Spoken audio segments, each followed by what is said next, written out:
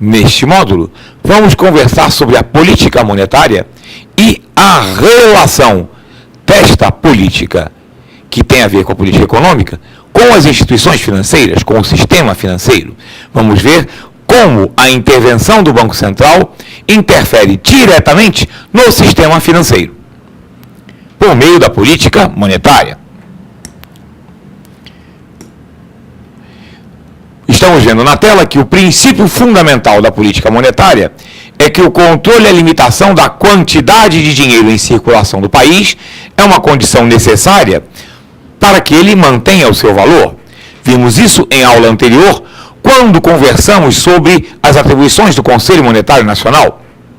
Vimos que é fundamental adaptar o volume dos meios de pagamento, ou seja, a quantidade de dinheiro, de uma maneira ampla, conceituando não apenas o dinheiro físico, mas também os depósitos bancários. O que nós vamos fazer agora é ampliar ainda mais este conceito de dinheiro, de moeda. Estávamos trabalhando até este momento com a ideia básica de que o dinheiro é o dinheiro físico, propriamente dito, e também os depósitos à vista, que são equiparados ao dinheiro físico, pois não rendem nada e têm liquidez total. Podem ser sacados e utilizados a qualquer momento. Entretanto, nós temos outros conceitos de meios de pagamento que são mais amplos do que apenas o chamado M1. M1 é aquele que nós tínhamos trabalhando até o momento. O papel moeda em poder do público e os depósitos à vista. Entretanto, existem outros conceitos de meios de pagamento, uma visão mais ampla, que são os chamados agregados monetários. Eles não são exatamente moeda, porém, têm uma liquidez tão próxima da moeda que são quase como se fosse moeda. São aplicações financeiras de alta liquidez.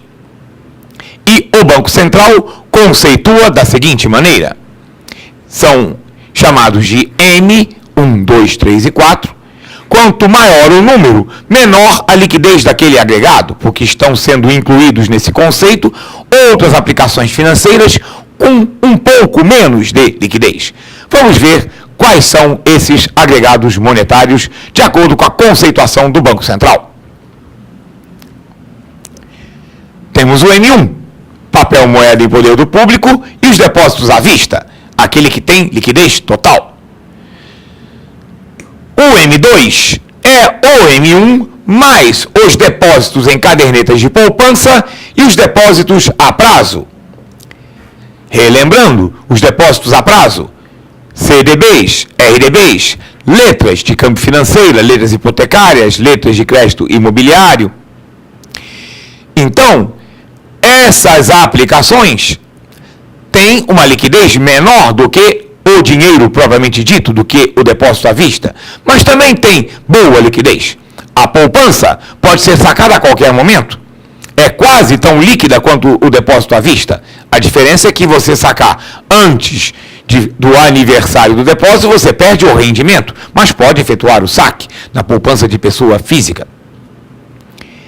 As aplicações em depósitos a prazo, muitas delas têm liquidez diária, pelo menos após um determinado momento, e a maioria delas são de curto prazo, 30 dias, 60 dias. Então, são agregados monetários que rapidamente se transformam em moeda. O M3 é o M2 mais os saldos do fundo de investimento de liquidez imediata. Faço uma observação aqui neste conceito. Quando estamos tratando desses fundos, estamos falando dos fundos de renda fixa. Não estamos tratando dos fundos de renda variável, porque os fundos de renda variável sofrem muitas oscilações em função da enorme volatilidade dos ativos que lhes são base. Então, os fundos de liquidez imediata nesse conceito são basicamente os fundos de renda fixa. Além deles, incluímos também no M3 as operações compromissadas com títulos públicos federais. Uma operação compromissada é quando alguém compra um título e o vendedor tem a obrigação, o compromisso de recomprar de volta. Pode ser num prazo determinado ou a qualquer momento. Muitas instituições financeiras fazem operações compromissadas com títulos públicos federais, entre elas e também com clientes. E aí é um tipo de aplicação financeira de alta liquidez, porque o comprador pode resgatar essa aplicação a qualquer momento. E temos ainda o chamado M4, que é o M3, mais as aplicações do público em títulos públicos federais. Nesse caso, estamos falando dos investidores que adquiriram títulos públicos federais, ou compraram dos seus bancos, dos quais são clientes, ou adquiriram diretamente na internet pela opção do Tesouro Direto. É também uma aplicação de boa liquidez. O banco pode recomprar. O Tesouro recompra a partir de uma semana de prazo de aplicação e pode também ser vendida no mercado secundário. Então, vocês percebem que estas aplicações financeiras são quase como moeda. Então, são conceituadas como agregados monetários. E qual a importância destes agregados monetários? A importância é a seguinte. Vocês se lembram, quando falamos de política monetária, da importância da definição da taxa de juros. E comentamos que um dos efeitos da taxa de juros, quando ela é elevada, é aumentar a atratividade das aplicações financeiras. Então veja novamente o quadro dos agregados monetários. Quando nós temos uma inflação que começa a perder o controle, as pessoas procuram sair do M1. Principalmente aquelas que têm condições de se proteger da inflação aplicando seus recursos. Então, elas saem do M1, que tem alta liquidez, e vão para as aplicações financeiras, no M2, no M3 ou no M4, que tem menor liquidez. Ou seja, a elevação da taxa de juros reduz a liquidez da economia. E esse é um dos efeitos desejados de política monetária quando se quer combater a inflação. Os meios clássicos da política monetária são operações de mercado aberto, o depósito compulsório e o redesconto, o empréstimo de assistência à liquidez. As operações de mercado aberto são aquelas baseadas na compra e venda de títulos públicos federais. Relembrando que o Copom, o Comitê de Política Monetária do Banco Central, quando estabelece a meta da taxa Selic, ele estabelece um paradigma, uma diretriz para a rentabilidade dos títulos públicos federais. Portanto, ele também estabelece um paradigma para a rentabilidade das aplicações que fazem parte do M2, do M3 e do M4. Quando essa taxa aumenta, aumentam as aplicações. Diminui o estoque de moeda sem liquidez, com liquidez total, sem rendimento. Porque as pessoas vão preferir aplicar do que ter dinheiro parado, do que ter dinheiro físico.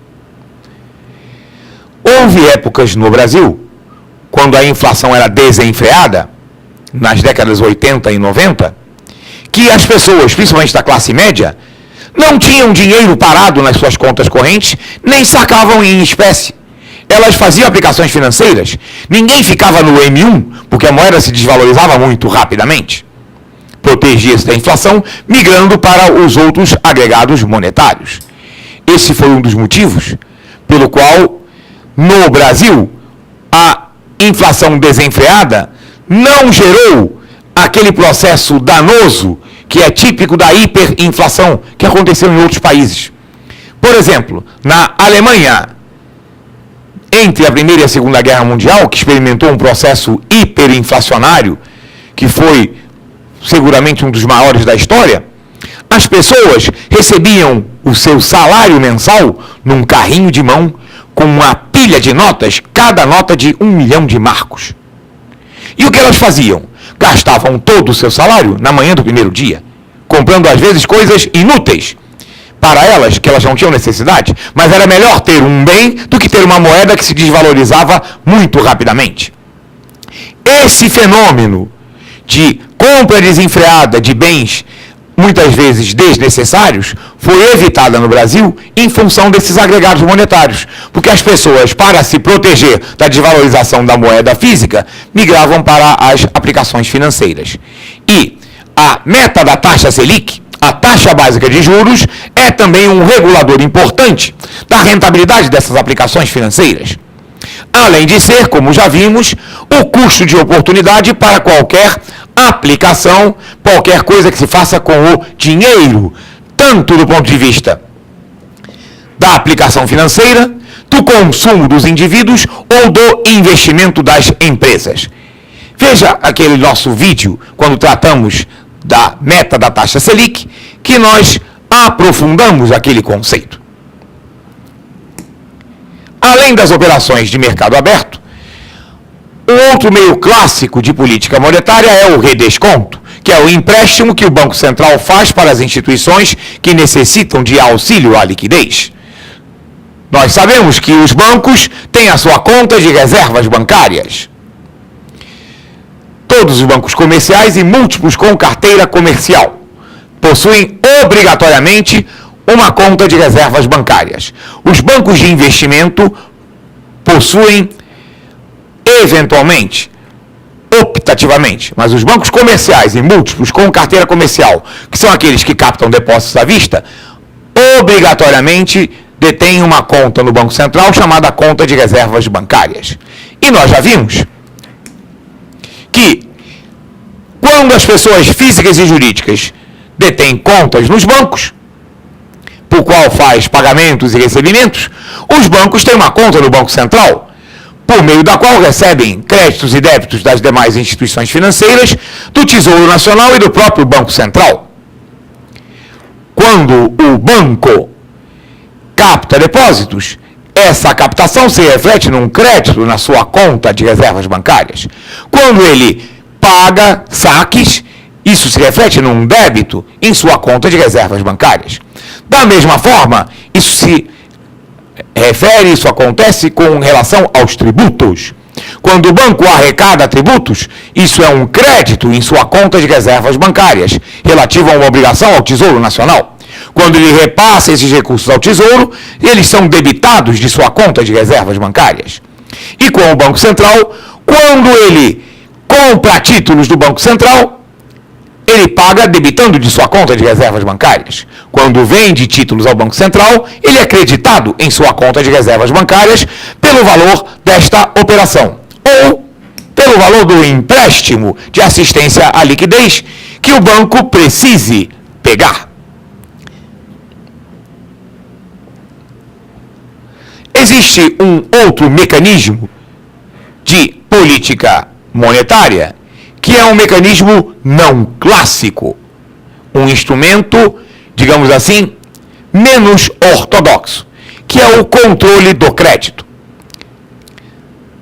No ano de 2011, final de 2010 e início de 2011, todos perceberam que o Conselho Monetário Nacional e o Banco Central lançou mão de operações que visaram o controle do crédito.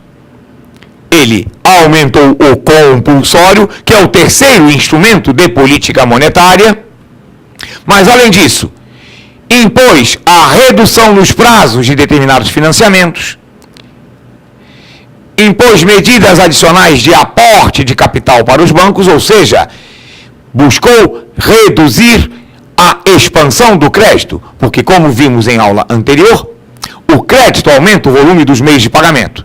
Então, o controle seletivo do crédito é mais um instrumento de política monetária, no sentido de evitar o descontrole da inflação.